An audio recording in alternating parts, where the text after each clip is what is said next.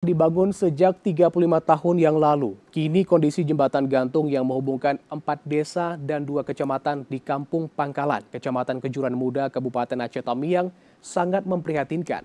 Masyarakat berharap adanya pembangunan jembatan baru untuk memudahkan akses warga.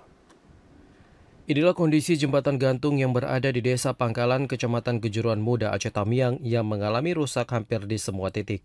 Jembatan yang dibangun pada tahun 1989 ini merupakan akses utama masyarakat di 4 kampung, yakni Kampung Tanjung Mancang, Pantai Perlak, Sekerak Kiri, dan Kampung Pangkalan dalam Kecamatan Kejuruan Muda dan Kecamatan Sekerak. Tengku Arifin, salah seorang warga Kampung Pangkalan, mengharapkan adanya pembangunan jembatan yang baru sebagai akses utama bagi anak-anak untuk sekolah dan mengangkut hasil pertanian dan perkebunan serta sebagai akses menuju pusat kota. Arifin mengaku sudah berulang kali menyampaikan persoalan terkait kondisi jembatan gantung ini di setiap musrenbang di Aceh Tamiang, namun belum ada perhatian khusus yang dilakukan oleh pemerintah setempat. Bahwasanya kami pihak desa telah mengusulkan di setiap tahunnya, yaitu di musrembang, baik di kecamatan maupun di kabupaten.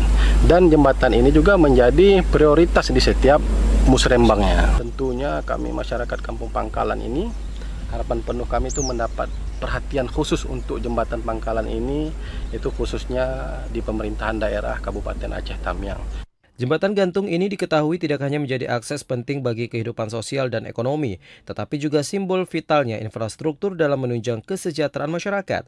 Oleh karena itu, Tengku Arifin berharap pemerintah Kabupaten Aceh Tamiang dapat segera merealisasikan pembangunan jembatan gantung yang baru demi keselamatan dan kenyamanan seluruh warga yang bergantung pada jembatan ini.